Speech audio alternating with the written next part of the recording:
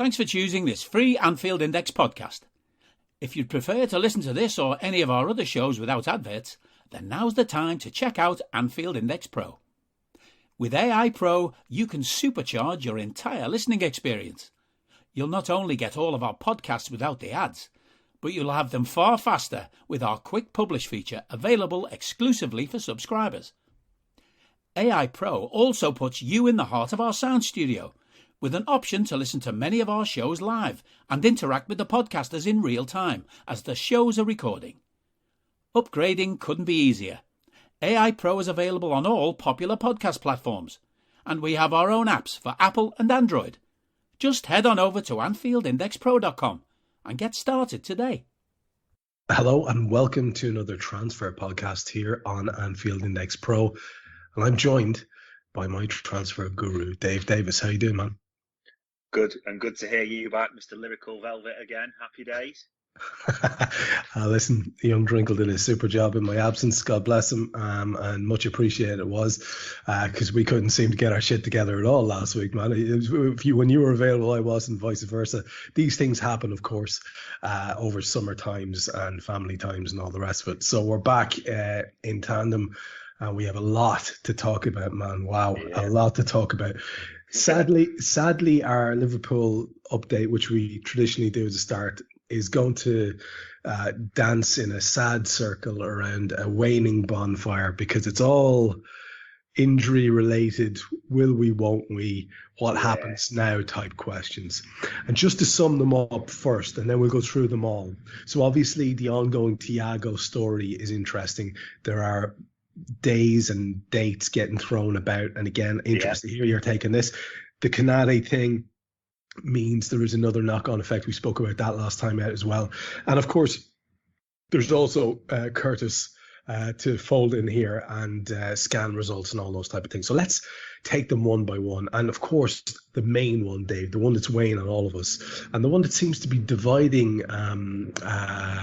those of us who stand under the same banner in a way that's very depressing, is the midfield question, because it doesn't seem to be okay to say, "Oh, I'd like us to reinforce there."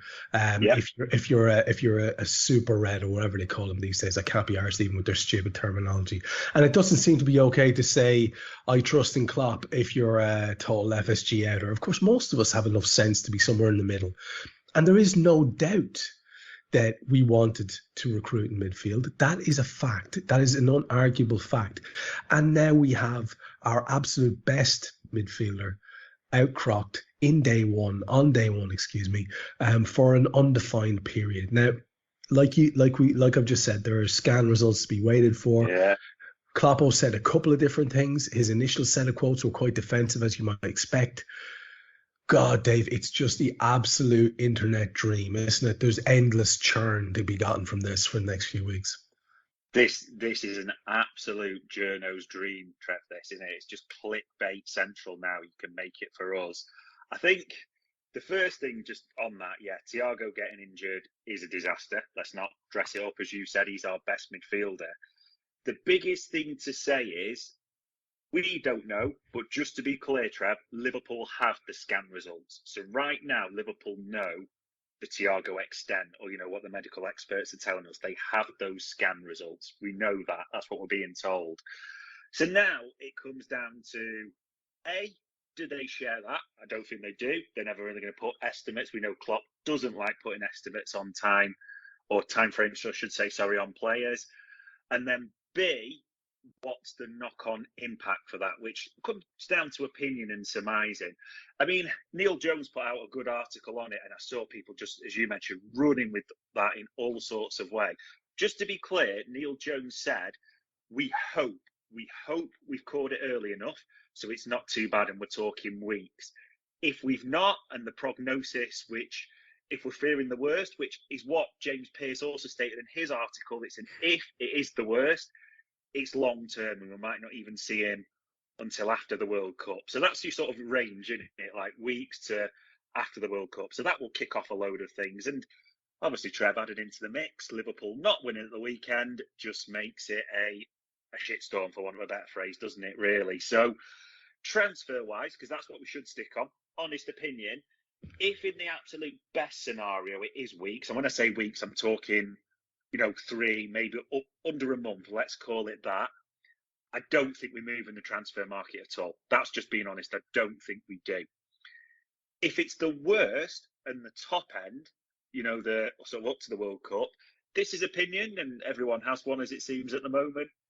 I think it'd be crazy not to move for a midfielder. Now, I know that's got to be specific, as Klopp said. It's not just the short term, it's got to be someone who fits in the long term as well. I get that.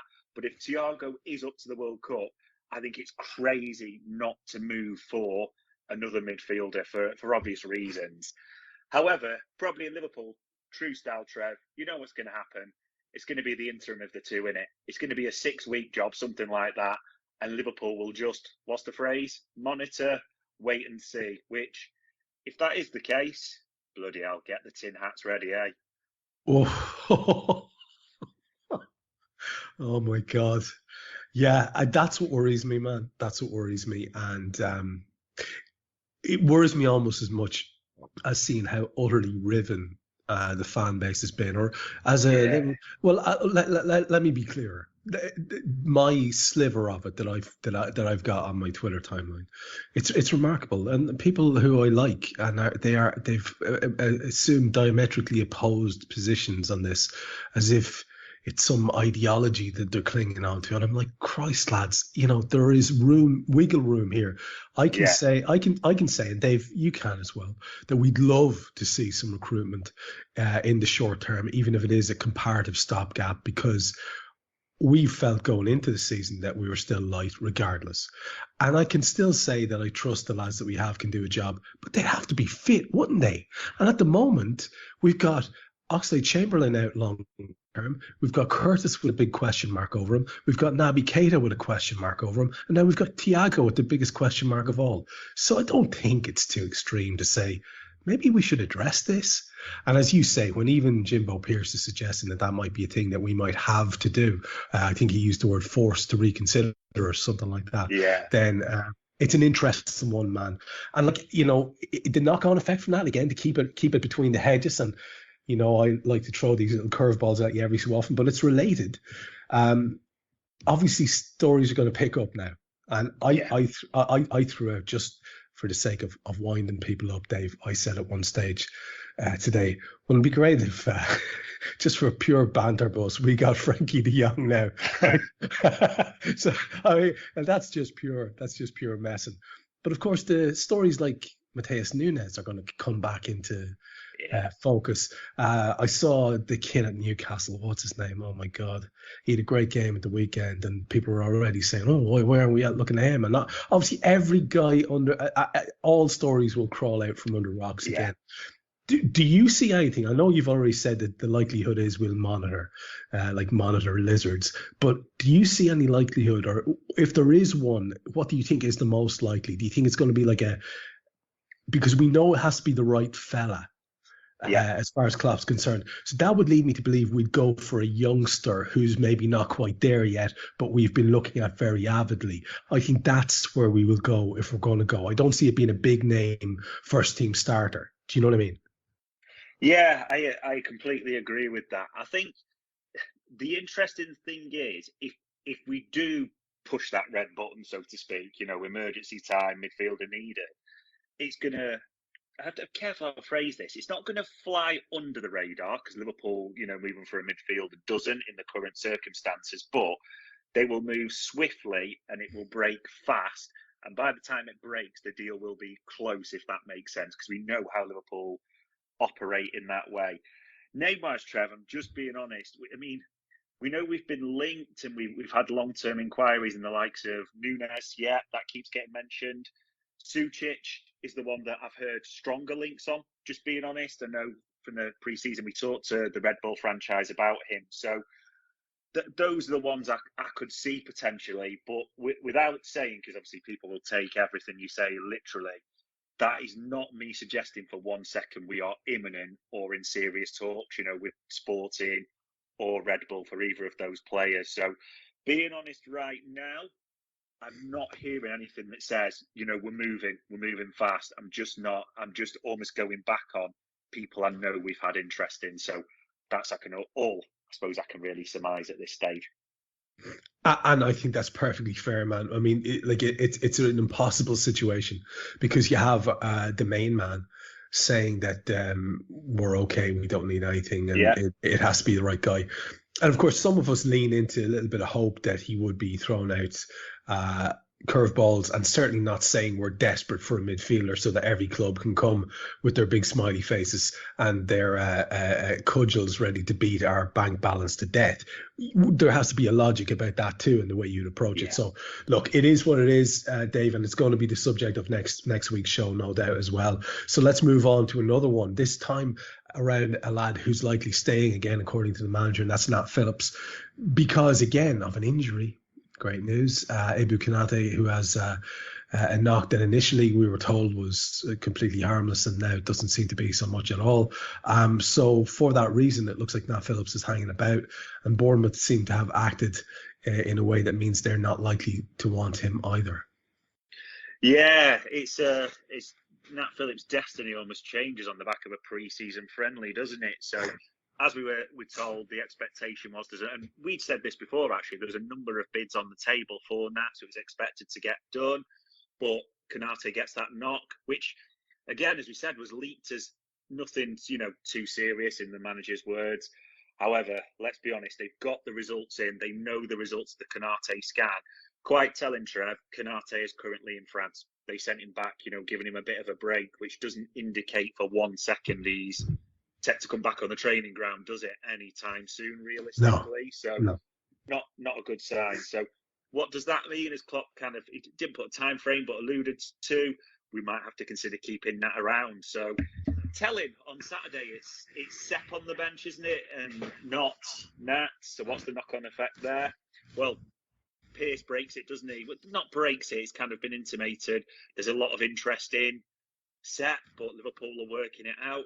It really is intriguing to see what will happen, because there's no way to let both go. There's no way Nat and Sepp go. I think Nat, whatever we think, is locked in now. I think that's certain. They now need to make the call. Do they let Sepp go? That, if Van der Berg does go, I could see that being late in the window. And the reason I'm saying that, Trev, is we're already at cover stations with Nat. They might want to just make sure no one else gets a knock, if that makes sense, in the current climate. So there is even a possibility, if someone else gets a knock, Christ, I can't believe I'm saying this, that none of them move. But the smart money now, unfortunately, does say Nat Phillips is the insurance policy. And in another bad way, this is bad to say, Trev, but you've got to say it, he's the insurance policy, and hopefully he doesn't play, which is a nightmare for the lad's career, but it's about what's best for us, isn't it, really, at the end of the day? I mean, that's the thing you have to think about. You have to think in those terms, and we can all be magnanimous and wish the lad the best and hope his good things for his career when it's off season. But now we're at the sharp end. I agree with you completely, and it's an interesting one. Of course, the amateur psychologist would be immediately wondering what it would do to Nat Phillips and his morale to find himself being asked to be backup, having been spoken about as backup in the Konate situation, and not being ahead of Van den Berg on the bench. It's a bit of a weird one. So maybe there were extenuating circumstances there that we don't know about. But again, like I say, these are the things that people will obsess about. So, I mean, just to wrap this up, and it's not a fun chat, and thankfully the rest of the Premier League are throwing money at the wall and giving us something to talk about that is distracting, and we'll be moving on to that in a second. But we got to fold in Curtis Jones into the mix here, and the fact, Dave, that on a day like this, which is the first transfer podcast of the new season, with only a couple of them left before the bloody window closes, that we're still talking about injuries and we're still talking about uncertainty and will we make dramatic last minute moves. It's not ideal, man.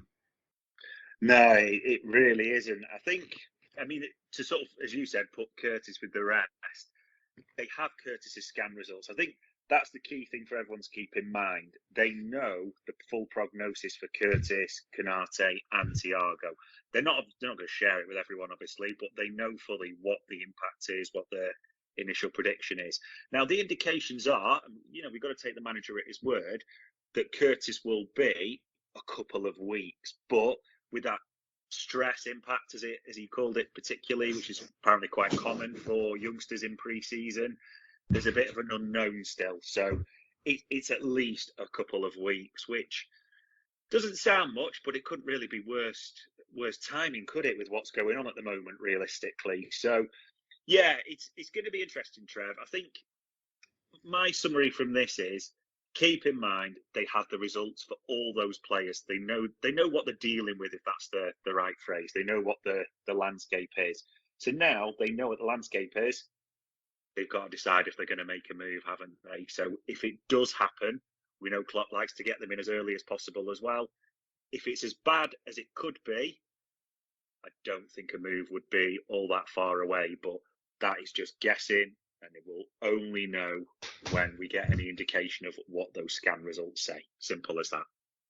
That's it. And it looks sadly dependent on bad news for some of our key players for us to have the good news of recruitment. That is the unfortunate breakdown of that situation. But we're not the only ones who are flailing about or making potentially rash decisions. Lots of them actually being made. As you say, at least we're keeping our powder dry at the moment. The same cannot be said for other clubs around the Premier League.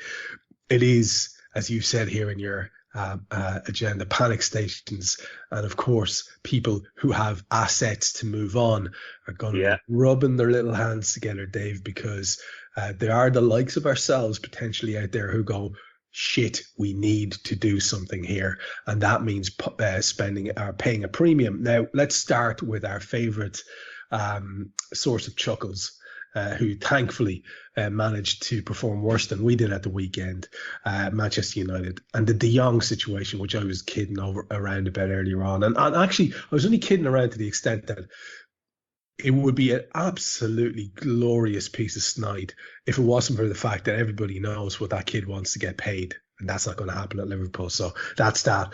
But with the De Jong thing sort of rumbling along, as you said, this is really good, man.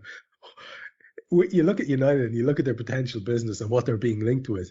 And as you said here, what year is it exactly? Because they're being linked with Rabiot, they're being linked with Arnautovic. This is madness. Yeah, it's crazy, isn't it? Arnautovic, like even Eriksen. I was like, I don't know if like the Glazers are playing Football Manager 2018 or something. It's just absolutely mental. But as we say that, Trev, it's mental, but it's just Man United, isn't it? They're the worst. They might even be the worst operators in the market right now. So De Jong dragging on, almost. Let's be honest. There's an element of embarrassment. It's quite clear the player doesn't want to go to that club, but it still drags on. So now, what's sort of breaking after the absolute car crash of their opening day? Rabiot from Juventus, again, a player known for being controversial, not fitting in. It's the interesting one. Is his agent is his mum, who's known as one of the most difficult in the business, who's had problems wherever he goes, basically.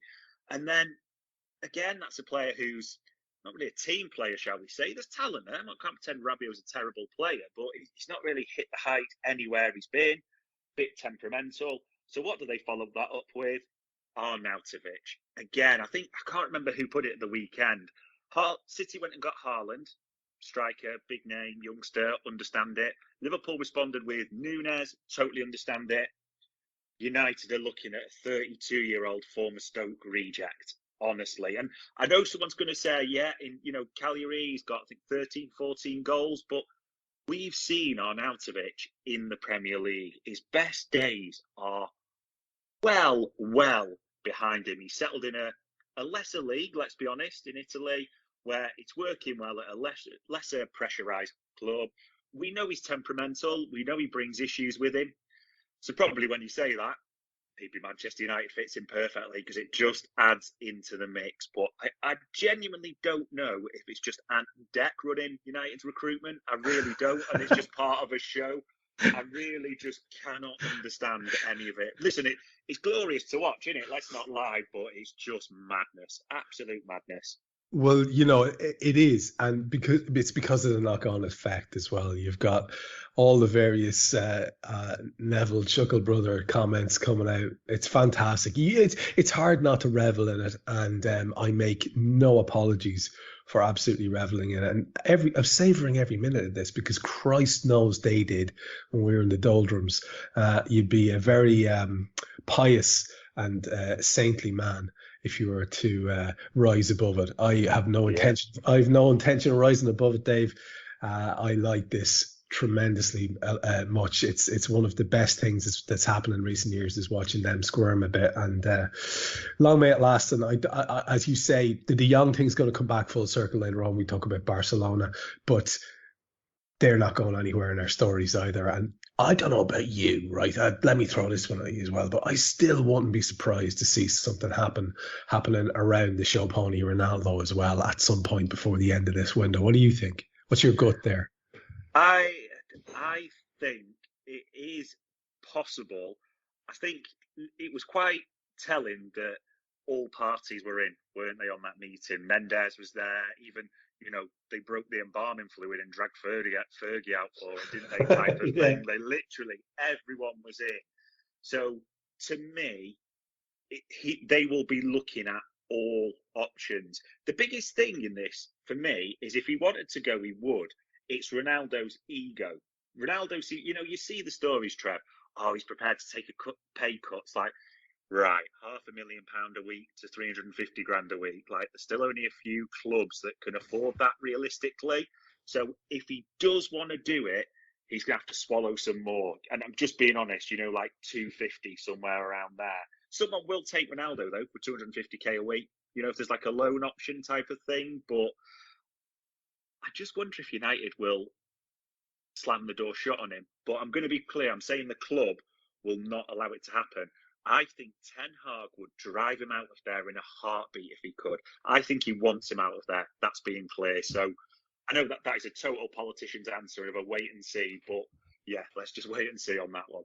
Well, coming from a place of complete cluelessness as to their financial well-being, what about him going back to his old club in Portugal?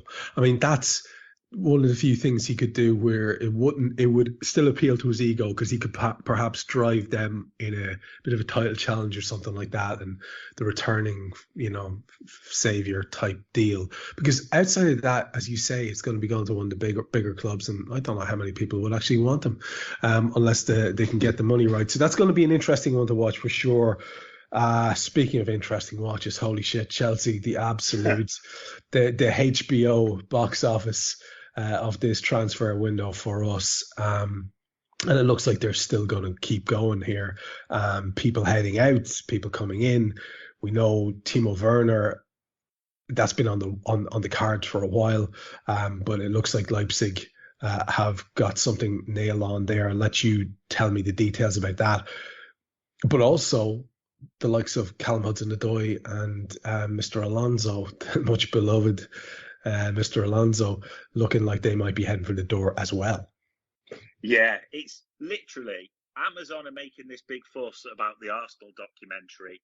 Boy, did they miss a trick. Chelsea was the one you wanted behind the scenes, wasn't it? Can you imagine how much material, if you were filming Chelsea at the moment, you'd have next year? But that's a different thing. Can you, honestly, I'd pay the subscription for that alone. But Chelsea, yeah, it's almost a bit of an interim period where they're finally starting to make the exits they've been looking for. But the public story isn't quite the full story, Trev. So, yeah, Timo Werner pretty much back at Leipzig.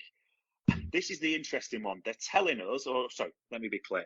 The public sort of statements they're coming out with, it's around the 25 million mark, wage cut, everyone's happy with it.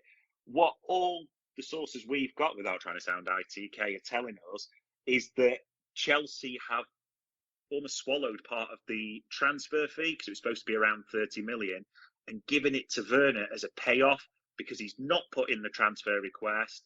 He's had to take a big wage cut, so it's almost giving him that part of the transfer fee, mainly because they don't want him there, and him and Tuchel hate each other. That's what we're hearing. So, they wanted that done as soon as possible.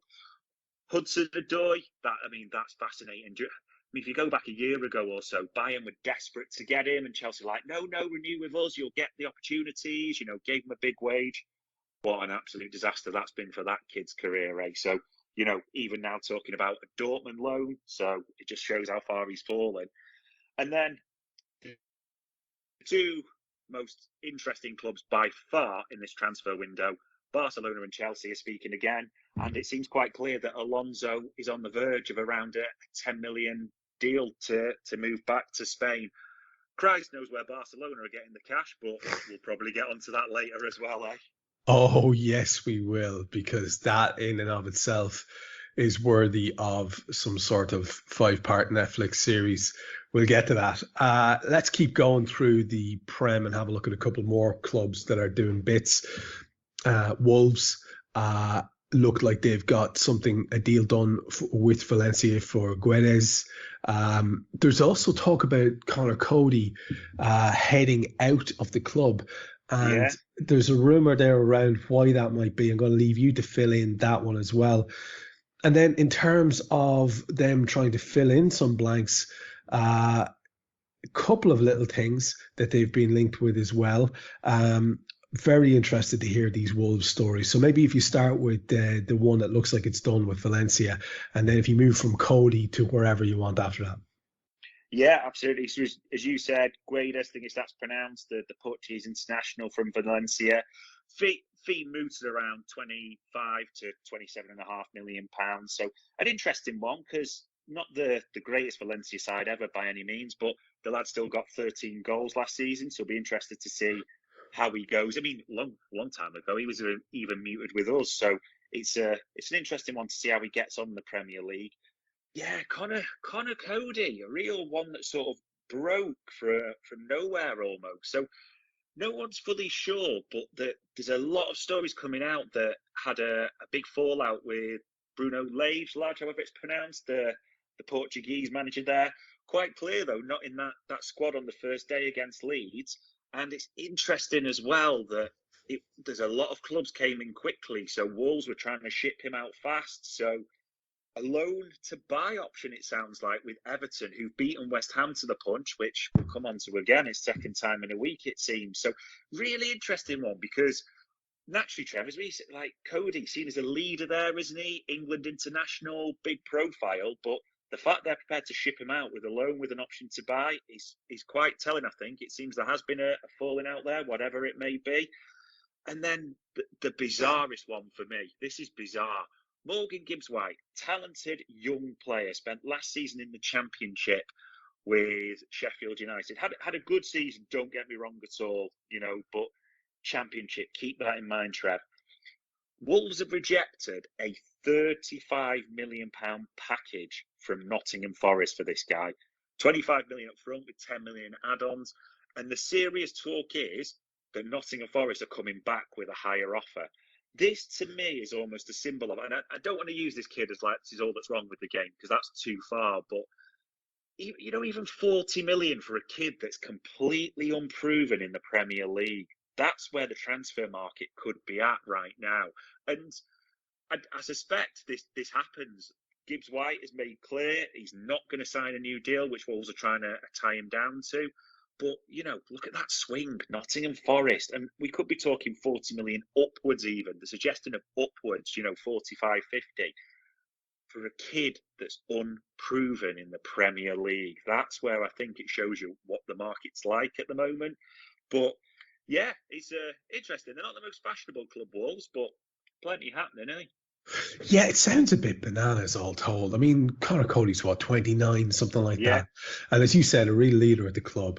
Now, if he's had a fallout to that extent with Bruno Lage, that's one thing. And I guess these things happen at clubs, and it's probably best you get the soldering iron out and fix that as quickly as possible. But yeah, does it indicate how highly they rate this Gibbs-White kid, or is it more a reflection of the fact that you think that it's desperation time in the other camp and the lads have sniffed blood? It probably is that last one, right? Yeah, I do. I think there's an element when people say, they want to renew him. I think they want to renew him, Trev, for asset protection more than anything, a little bit in the future. he's not getting in the Wolves team at the moment, and they have got talent in there with Neves, etc., haven't they? So I think Wolves, honestly, are looking at this and thinking, will Forest actually pay this? If they can get like a 40-45 million pound package from Forest, and obviously Forest are the crazy one, shall we say, the new promoted team in the transfer market. I think Wolves will be absolutely delighted, but still come back to, and it's not all about this kid is what's wrong with the game, but 40 million quid for a player that's not proven in the Premier League. Yeah, that maybe says it all about the transfer market at the moment. Absolutely, man. That's the thing. It's not about even, like you say, it's not about singling out the kid. It's about this is quite a signpost as to where we're going, and to stick with the club who are willing to make that big neon signpost even brighter if your information is anything to go by. Nottingham Forest, just to stick with them and to segue into that. Obviously, that Gibbs White thing, we'll see what happens there. But that's not the only little bit of business they're trying to do. No, not at all. Forest, I think we said it a couple of weeks back, their owner also owns Olympiacos. He's letting know that the son's been a bit of an advisor to him, so he's let all those funds travel across to Forest, so Olympiacos aren't spending. Forest are carrying on. It wouldn't surprise me genuinely if Forest end the window having recruited 15, 16 players, almost a whole new squad, so to speak. So if you look at us, we're still going, aren't they? Gibbs White, they're trying to get. It's pretty much agreed now with Betis as well. Alex Moreno, left wing backs. That's another player in there as well, which is interesting because they went for Omar Richards from Bayern. They've got Nico, who can play both flanks. They got him from us. They are still going and going. They are literally buying players galore. It literally is like a game of football manager obscurity to them. I think in all essence, though, they're all in on let's spend the money because of just the riches we get from staying in the Premier League.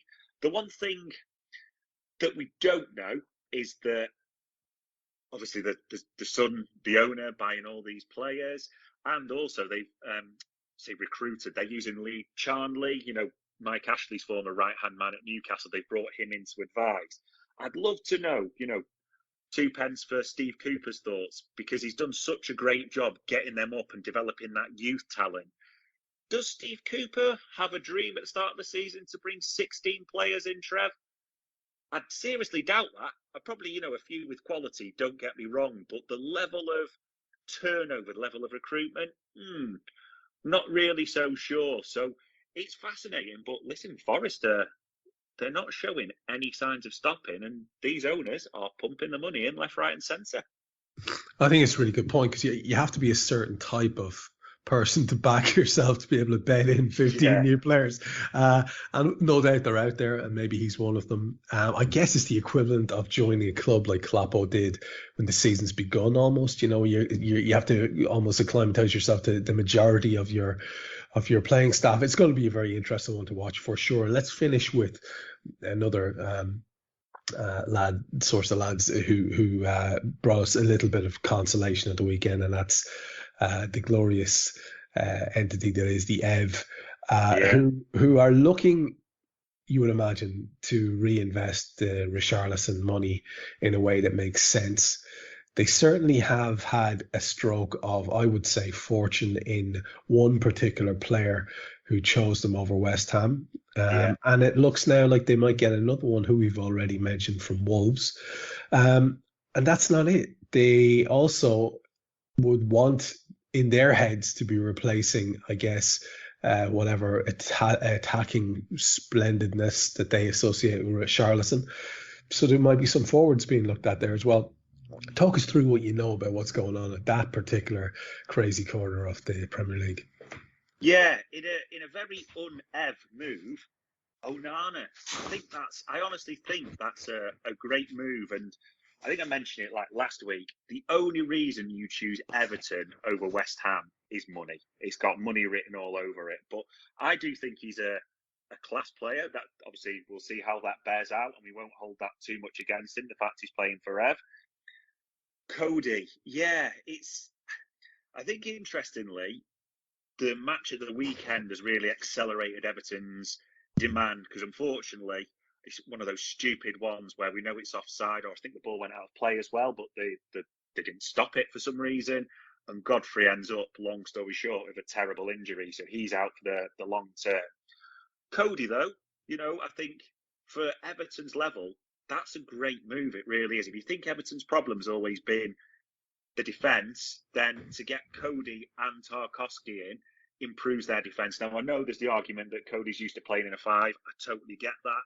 And it'll be interesting to see what they do there, because they brought one in, but they've lost the centre half at the same time. So either way, Cody and Onana are good moves for Everton, which kind of surprised you because they don't really make good moves, do they, in all honesty? But there you go.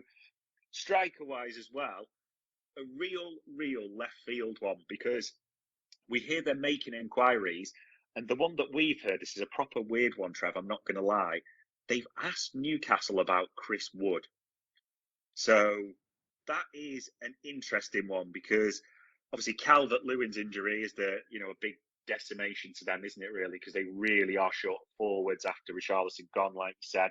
But yeah, Chris Wood, very much a big target man, if that makes sense. So it's interesting to see how we'd linked. But yeah, Everton are in the market. But that's true Everton, isn't it? You're thinking, Onana, great move. That's actually a brilliant move for Everton. Okay, striker-wise, Chris Wood. Yeah, that's an Everton move, isn't it? Burnley style, big target man type of thing. Probably not going to get many goals. That's more of an Everton move. So we'll see what happens before the close of the transfer window. But Everton are still looking, definitely. Definitely claret and blue fetish going on there, isn't there? They've gotten in Tarkowski, McNeil, and now Chris Wood played for Burnley as well. I know he's currently with Newcastle. That's a bit of a weird one. They obviously have a certain profile player at Burnley that they fancy. And I guess if Cody comes in, that leaves them with, I think Godfrey started the weekend, so that leaves them with, as you say, he's out injured. That leaves them with Michael Keane maybe as cover. I don't know. I suppose you could do possibly worse as a group of defenders. It's not ideal, but yeah, very interesting to see what they do there as well. Absolutely. Let's broaden our range a bit now, man, and go away from the Premier League and back towards the bigger, wider game across Europe. And look, it'd be silly to do anything other than start with the biggest story that we're going to have today, which is what the hell is going on with Barcelona? Because look, there's all sorts of weirdness going on. My own personal favorite thing that's happened in the last couple of weeks is how they were really angry at their player Braithwaite for staying at the club and being the highest earner and making so much money over the last few years.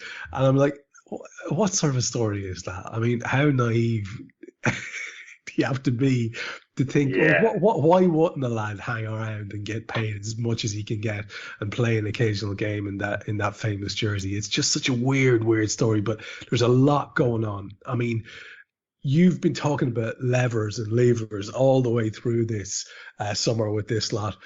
They've been pulling them left, right, and centre. There can't be many levers left, Dave. It's a bit of a big one to just throw at you, but I'd rather do that than try and funnel you in a certain direction, because this is a big story and I want you to cover all the bases. I'll jump in if I want to ask you something or clarify something, but maybe you just take it from wherever you want to take it.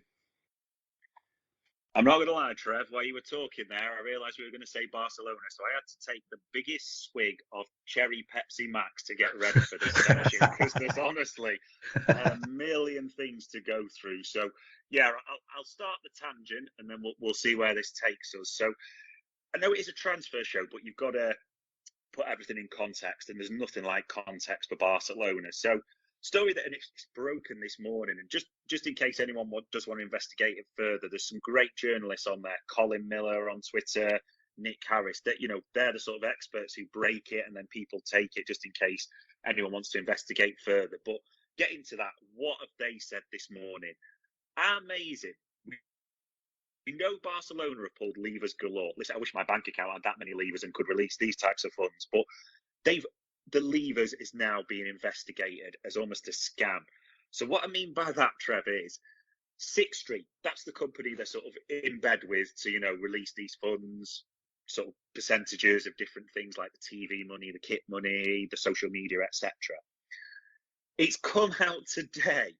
Barcelona and Sixth Street have been in cahoots to not falsify but exaggerate these figures.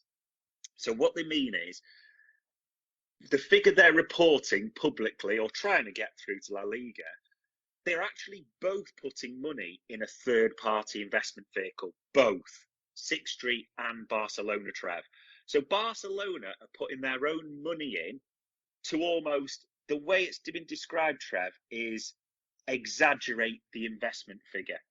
So what we mean by that is Barcelona have actually been shown to invest 150 million euros of their own money in this investment vehicle. Which, so when they report 667 million, in total from Sixth Street, that's not quite true, Trev. It's actually 517 million because 150 million of it, Trev, is Barca putting money into this third-party company and then sending them back to themselves. So you might be thinking, why would they do that? It's because then they can put that total figure on the balance sheet, as in, this is what we've got in. So it's, in essence, it is almost a scam, if that makes sense. So it's so they can report more money. So, I mean, that's absolutely crazy as a starting point, isn't it? But that's the context for everything, that scam. So the Liga have obviously become aware of this through investigation and these, investments, they're looking into those. So what La Liga have now said, Trev, amazing. Actually, you kind of falsified it a bit, Barcelona. And because of the way you've moved that money and put that investment vehicle in, this is gold, Trev.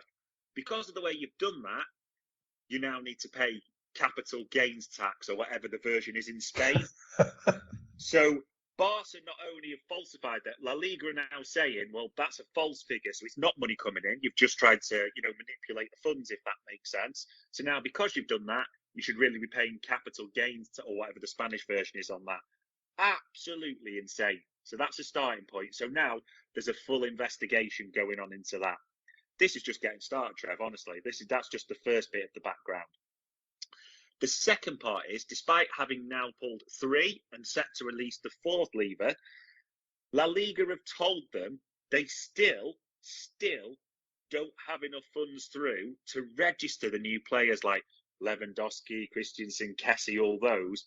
Never mind do the renewals for the likes of Sergio Roberto. So despite all these levers and everything we've been told, they've still not got those players registered. This is incredible, isn't it? Honestly, I'm not even halfway through, but this is just insane.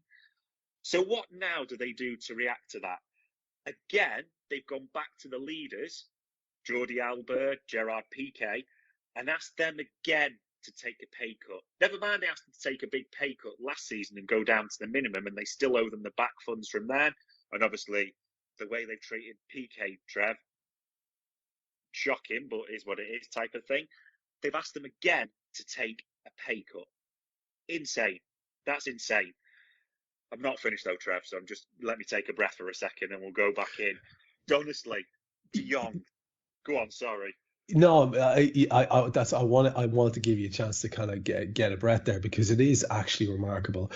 And people may not be aware of this, but Sixth Street are a global investment firm. They've got $60 billion US dollars funds under investment, and it's no small thing. And it kind of just shows you the stakes that we're talking about here. But to me, what it does is, because you see this in the wider world with massive companies or investment companies like BlackRock and things like that, it kind of shows you what state Barcelona are in, that they're looking to get into bed for these kind of deals. Like, here, take 15% of our TV rights. This is a slippery slope, Dave. I don't see it ending well for them at all. I don't see a long-term path out of this. As you say, if they're going to their stalwarts and saying, here, lads, do you mind just maybe taking 2 oranges and a slice of cake for wages this week? It's a weird one. It smacks to me of a desperation level that most people don't seem to be acknowledging in the stories that I'm reading, and it's good to hear you lay it out for people, because I don't think they're getting it. I think they're just wondering where this magic money is getting magicked up from, and that's all they're asking. Anyway, you were going on. Yeah, it's true though, because it is desperation stakes, and even with the other bits to come and looking what's in place, Goldman Sachs, when you talk about investments, they're already big creditors within Barcelona. You know, that they own a stake practically now just because of the sheer level of money that Barca own them. So it's two major financial institutions that they're selling parts to, and, you know, debtors, sorry, I should say, really, within the organisation. But yeah, I mean, linking it back to transfers, I mean, this is amazing what's now on the De Jong table. Barca are claiming they have evidence that the last contract renewal with De Jong was done illegally and numbers were falsified. So what they're trying to get De Jong to do is go back to his previous contract, almost, you know, reduce his wages and waive all those fees to say, or, you know, wages owed. Because, yeah, it was all done illegally, Frankie. Do you know what I mean? You know, it was all with the previous regime, not us. We're totally solid, you know. So, come on, be a good sport and sort of reduce your wages. That absolute lunacy, Trev. Absolute lunacy. And What's going on? Who's getting thrown under the bus there in terms of the accusations of illegality? Are they trying to imply that it's something De Jong and his agent did incorrectly? Because I don't understand how that stands to them. Because surely then the next question is, okay, what was illegal and where did the illegality occur? Yeah, they're linking it all back. Everything is getting thrown under the feet of the previous president before Laporta, Bartomeu. So they're saying everything under him was illegal. You know, this is where the debts come in. It would probably help if Laporta didn't keep getting caught out himself trying to do these scams and everything that was going on. You know, like that would probably help his image a little bit. But they're very much going through, it was all the previous regime. But obviously with what's coming out, it doesn't quite look that way. So, yeah, all this, you know, De Jong stuff. And the biggest thing is United are still in for him. You know, there is a bit of Barca if he will give up all those wages and, you know, half what he's got at the moment. They would like to keep him because, you know, if you can get a player to forego previous wages and reduce them by half, who wouldn't want to keep a top player? The biggest one is, as we said, and this isn't being all ITK, but you know we said this right at the start of the summer. Chelsea have got that long-standing interest in De Jong, Trev. We've mentioned that a long time, haven't we? And it wouldn't surprise me if they just make a move or sort a deal. But all this that's going on, God, it's still not even finished with Barca. So where's the Alonso money coming from?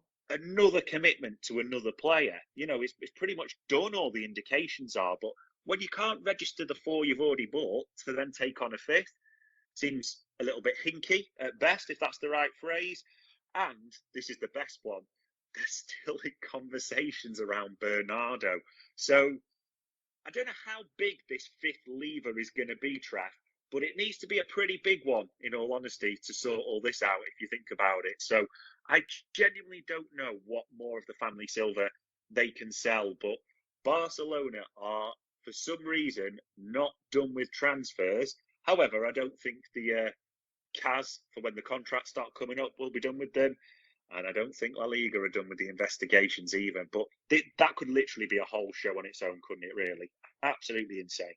I hope they plow on and find that lever, and I hope it's if you know, if you'll pardon the carry on vicar, I hope it's a massive one, because I want them to get Bernardo Silva, because I'd like him to be away from City, and preferably at the last minute when they can't do anything about it. That would be magic. But let's see how that develops and move along to another club for whom money is very much the central theme in recent years, and that's PSG. And we know our man Wijnaldum had a very unfortunate stint there. Very little sympathy for him. For some people who reckon he chased the dollars, and if you go and do that, you know, people have no sympathy for you.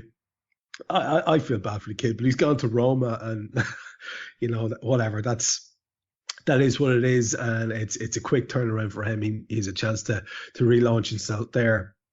But they're looking, PSG, at Napoli, another club in Italy, and thinking they may get a certain Fabian Ruiz in, and also they're having a little bit of a sideways look at Juve for one of their stars. So maybe talk us through what you see happening at PSG.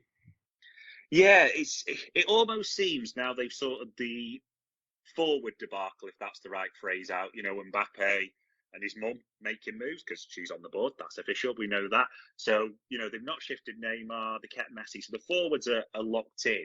So now we're moving on to the midfield. And obviously, like you say, Genia away to the Roma. That's done.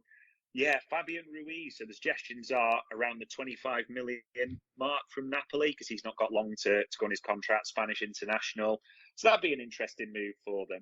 So then it starts almost again, it's another domino effect with PSG. So the one that they're talking about shifting out is Paredes. So Juventus are interested in Paredes. Naturally, there might be a certain Rabiot moving out of there as well. So that's the interlink there. But if Paredes moves across to Juventus, it's almost a full reworking, isn't it, of PSG's midfielder? We know Vitinha's already come in there, Ruiz, So it is a full reworking almost of that midfield now, which is their next area. In essence, they're looking at building their squad, aren't they, under, Galtier, the new sort of setup there, and Mbappe's mum is building the squad for the Champions League, isn't it, really? So it's an interesting one, but it very much seems like midfield's now on the agenda for them. All these mammies having all this influence, it's remarkable stuff. Yeah, and Inter Milan have a sort of a PSG link in, so it's probably a good place to go next. All not really well there, if we're being honest. There's a few sort of rumblings go on, and again, money is a massive issue, as it seems to be for so many clubs, with the likes of Alexis looking like he's on his way out the door with his contract being wrapped up. But there's more going on than just that story at Inter Milan. Maybe talk us through there. Like I say, there's a PSG connection there as well. Yeah, it's an interesting one because, as you said, Alexis, downhill since Arsenal, wasn't it, really? And now the signs are that they're trying to sort that termination of contract out, aren't they? And he's even being linked with Marseille when he does go, get that sorted and be on a free. So that's been a disastrous move for club and player.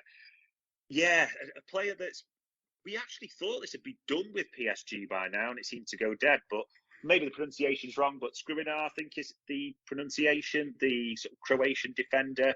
It was expected to be done because they need the money into. He's got a year left on his deal, and then it went cold. That's been reignited. So there's talk around sort of anywhere between 60 and 70 million. So it'll be interesting to see if that happens.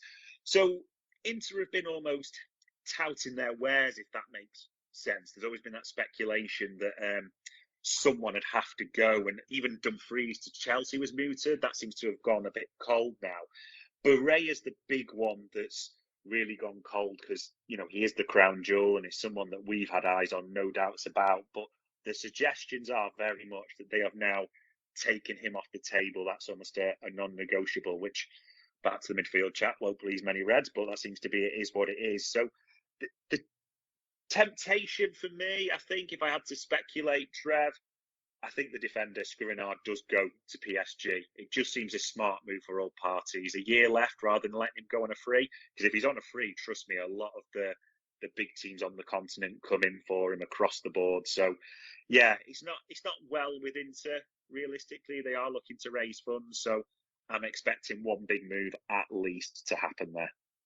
Now, we saw Erling Haaland show what he's capable of at the weekend for all those imbeciles who had written him off after the Community Shield match. That was stunning to me. But anyway, he went on and showed at the weekend what it is that he can do. But Dortmund obviously then have a sort of a gaping hole they need to fill. They've gone for a veteran to do something there, and they may well be linked or close to someone we mentioned earlier on who's not necessarily happy where he is.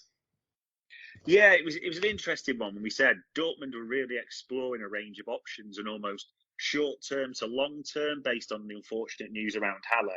It seems like they've really gone for the ultimate short-term options. So we did mention him, Modeste from Cologne, so 34 years old, proven pedigree in Bundesliga, but not the youngest by any means. So all the talk is around a £5 million mark. So it really does seem an absolute short-term option there.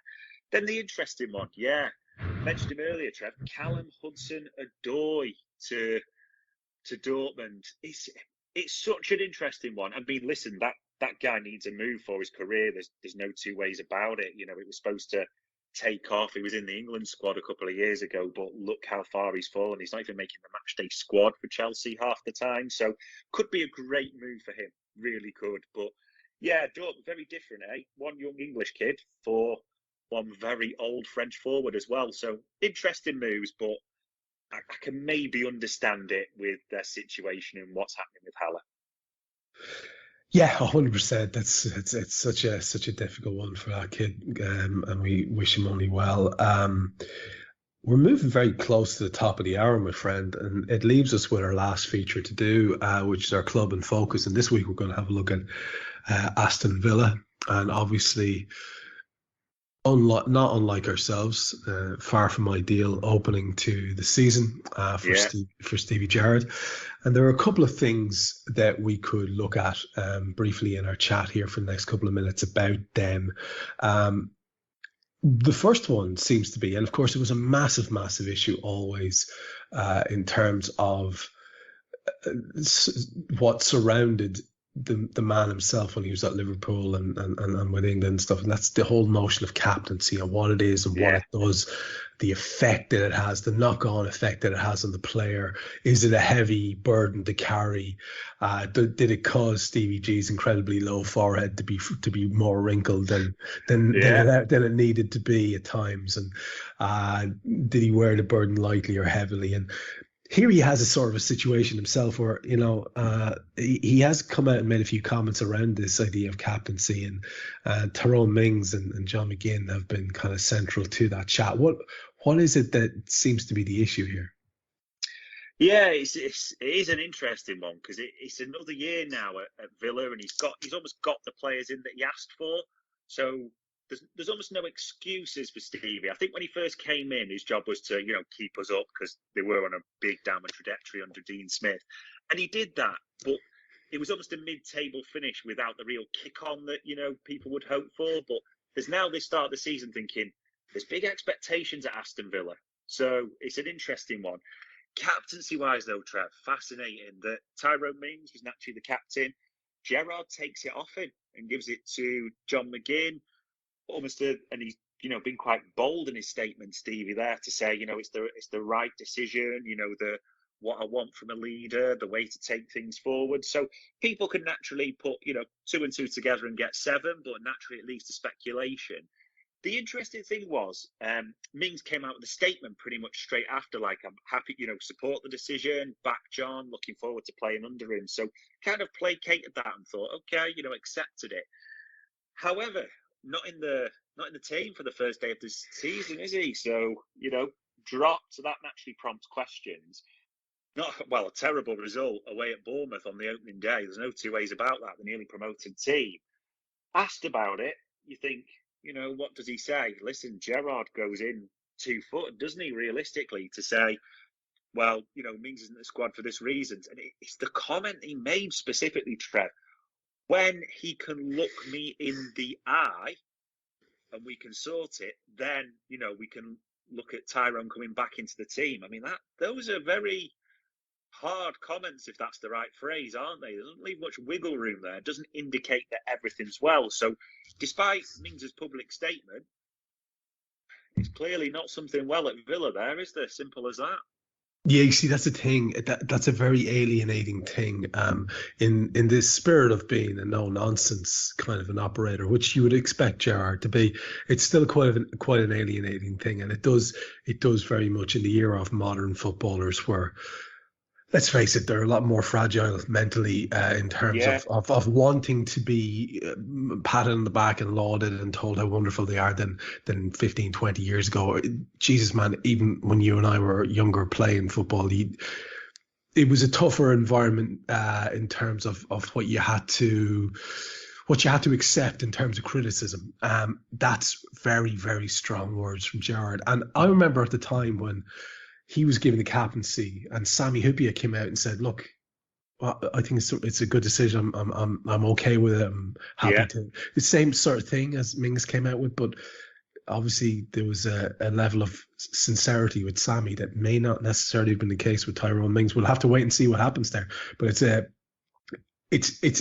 bit of a shadow to be beginning the season under, I would have thought, for sure. in terms of bits and bobs that they've done with comings and goings, you're looking at, you know, you're looking at a squad there, like you said, where is it now? Can he say, well, look, can he say anything but I've got the players that I wanted? Talk to me a little bit about some of these moves, because I want to work in here. Kamara, Carlos, Coutinho, and a kid who we were linked with and interested in, which is Chukwuemeka, because these are interesting moves in and out that might tell us a little bit about where the club's at. Yeah, I mean, it was clear he'd been up front, Stevie, and saying, "I want a sort of defensive midfielder in." And they got Kamara on a free when his contract was up with Marseille. People saw it as a bit of a coup, but I think it was interesting. It was a player that had been touted to a lot of big clubs. Not saying Villa aren't a big club, don't get me wrong, but people who are maybe performing, or clubs I should say, sorry, they're performing better at the time. So it was interesting they ended up at Villa. Diogo Carlos. Again, on paper, it looks like all the attributes Brazilian international, but for anyone who's watched Sevilla, kind of makes them the same mistakes that Tyrone Mings does. Not always the best decision maker, but it was big money for Aston Villa. They made that call. Coutinho, they made that deal permanent. I mean, let's be honest, Trev, it was quite clear Coutinho was at Villa in the first place because Stevie was there. He'd lured him there, and he's made that move permanent. So you can't say he's not being backed. Those are big players right down the spine of the team that he was after. So, can't hold that against him in any way. He can't say, "Oh, I've not been backed." Definitely has been. Chukwuemeka, fascinating this one, isn't it? A player that had shone in that under-19 Euros. A lot of clubs we've been interested in for a while. We've mentioned that before. I mean, literally, Gerrard sent him home for a pre-season tour, didn't he? Saying, his mind's, my words here, his mind's not fully in the game. He doesn't look like he's going to renew, so I don't want him around the place. And again, strong action, but strong action comes with a risk, doesn't it? Now look what's happened. Chelsea come in with a £20 million deal. Say, a lot of speculation around 15, 20, but, all the indications are a £20 million deal and big wages that Villa wouldn't pay. So naturally, there's talk that they've got that money ready to use as well. So Gerrard is still trying to do bits, but he's made a lot of big calls here, Trev. As we say, he's got that holding midfielder and he wants. He's picked the centre half. He's, Coutinho, who is a big name, no matter what anyone says. I think a lot of people were surprised he went to Villa that way. He's made the big call on Chukwuemeka. There's a lot of big calls there by Stevie, and he's backing himself, which I like in one essence, but if you back yourself that way and make the big calls, they've got to come off, haven't they? Let's be honest.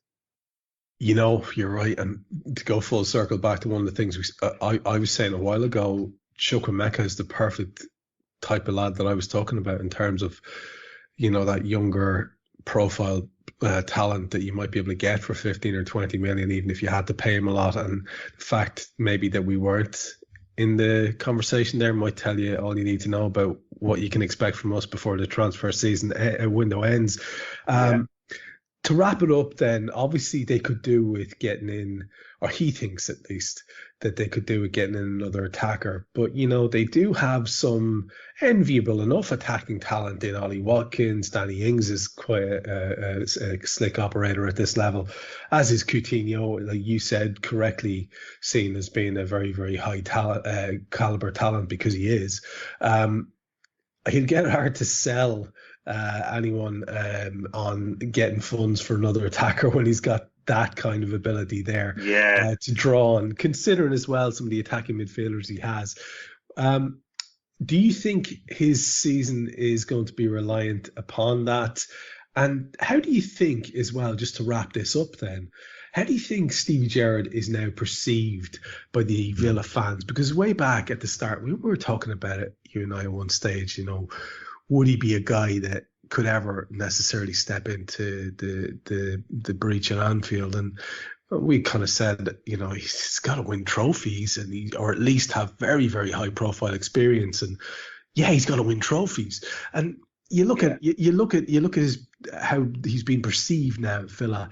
What do you reckon? I mean, So first of all, that's two parts of that. First of all, do you think his success or his happiness is going to be dependent on getting in this extra attacking talent? And do you see a knock-on effect there in terms of how he's feeling about him at the club and how maybe the fans and ownership and management are thinking about how he fits?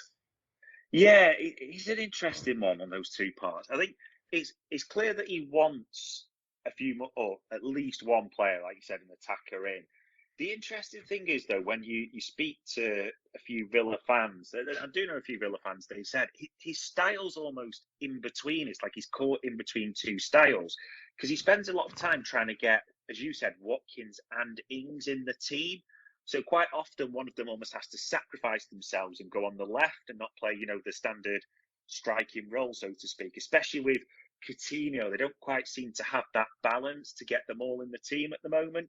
So that, he wants another attacker, but what type of attacker almost is what's being levelled at Stevie at the moment from the Villa fans? Where, what formation are we actually trying to play here, so to speak? So I think almost leaning into that second point, there's a lot of questions now being asked about Stevie. And listen, to go back to what we started with around the Premier League, fans panic, don't they, on the opening day, Trev, when you don't get that positive result? Nothing stokes those fires of panic more than that. So that's playing a part in it, a bad result away at Bournemouth. But there is massive pressure on Stevie this season. And not just this season, right now, I'd say. He's made a lot of big, I'd probably say ballsy calls, because that's his, his sort of character, the way he thinks it's right to go, which I get, that's his style. He's backed himself. But when you back yourself, you've got to come good. He's got to sort that Mings issue. It can't linger. If he wants another forward, he's got to get, that forward in quickly. And he's got to decide almost what style he wants to play. Because if it starts to sort of go on the slide and doesn't go well and carries on as a bad start to the season, he will be under a lot of pressure quickly with zero excuses to reach for. So it's a very big, I would say, 6 weeks or so for Stevie. And listen, we love him. We hope it goes well, don't get me wrong. But he's under pressure from those Villa fans. No two ways about it. That's it, man. You can't help but have a level of fondness for the man that goes beyond the level you've had for most. Not just because of his levels of attainment with the club or the fact that he sort of carried our team for years, but rather just because of the kind of guy that he is. I've loved seeing his interviews since he's gone into management with Rangers, with Villa. He's quite spiky. He's got that kind of, doesn't brook any bullshit. I like that. These are all things you respect about the man. But like you say, you climb out onto that limb, you better hope that it's very, very much fresh and plenty of sap coursing through it, or else you're in for a drop. So it could be, I think you're dead right, a big, big season for Stevie. Dave, we've gone all over the shop, man. Are you happy enough if we covered everything you wanted to cover? Yeah, I have no doubt when this comes out, just because of the way it's gone crazy season, Trev, something will have probably changed or got done. I mean, it's just popped up on my feed now, just as a scanning there. Sesko, the forward at Red Bull Salzburg that a lot of clubs were linked to, very smart by the franchise. He's moving to Red Bull Leipzig in 2023. So that's a player off a lot of people's target list. Smart move by them, because it's, how would you put it, the next level up for the Red Bull franchise, isn't it? From Salzburg to Leipzig, really puts him in the shop window. So that's one that's off a lot of people's radar. But yeah, so no doubt, crazy season will continue for another few weeks as bad results flow in, Trev. Delighted I gave you the opportunity to fit yet more information in there. God bless you. That's tremendous work by Dave. And as ever, I want to thank him very much for all the info that's coming your way in this show. It's a 69-minute show crammed with just information. And if you're like me and you can't be arsed reading about it every single day, it's a wonderful sort of compendium of your transfer talk. So as ever, for another show, cheers, Dave. Cheers, mate. We hope you enjoyed listening to this Anfield Index show. Please be sure to subscribe to our channel so future podcasts find their way to your device automatically. There's nothing quite like fan engagement, and we'd love to know what you think of anything discussed on this show. The best way to get in touch is over on our free Discord community, where both podcasters and listeners debate the hottest LFC topics 24/7. Sign up free now at AnfieldIndex.com/Discord. You won't regret it. You can also follow us on Twitter at Anfield Index and find us on Facebook by searching for Anfield Index. Oh, and before you go, we'd love it if you could leave us a 5-star review on your favourite podcast app. It only takes a couple of seconds, and it means the world to the people who create these free shows.